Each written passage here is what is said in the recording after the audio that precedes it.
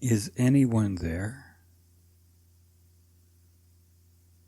It was just a half-sized door in the back of a closet. Harold never noticed it there before in the darkness.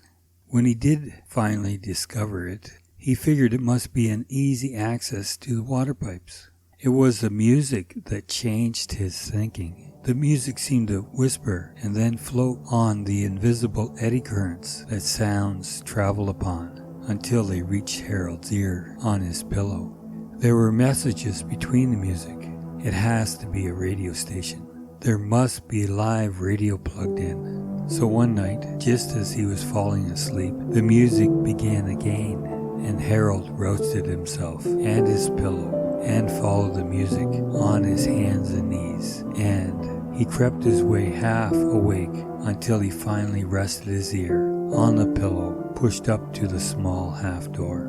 What to make of the music? It seemed happy enough, filled his head with people dancing and bouncing about. What era was the music from? Didn't sound modern. No three guys with guitars and a drummer. More filled out, more of a full orchestra. Each night he dragged his pillow to the small door. And then one night there were air raid sirens. The music stopped. All sound ceased.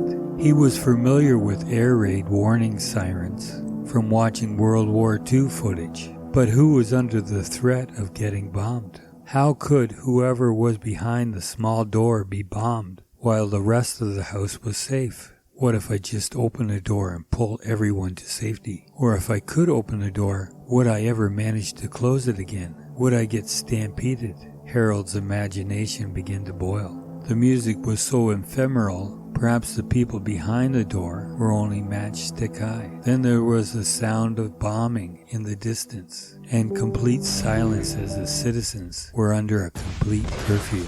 Harold listened intently. He could hear planes passing overhead in the night.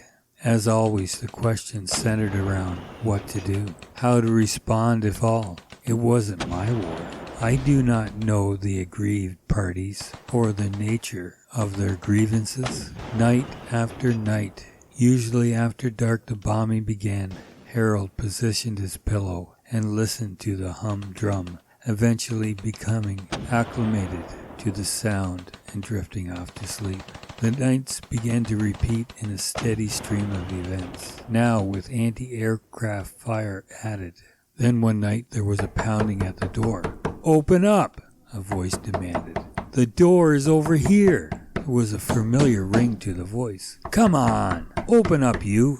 Harold, startled, half asleep, reached for the handle. The door handle opened away from Harold and was ripped from his hands. A face looked at him, a haggard, worn face of someone who hasn't slept for days. It was Harold's face. The worn, torn Harold grabbed the semi-sleeping Harold and pulled him through the opening, and entering into the closet, closed the door behind him.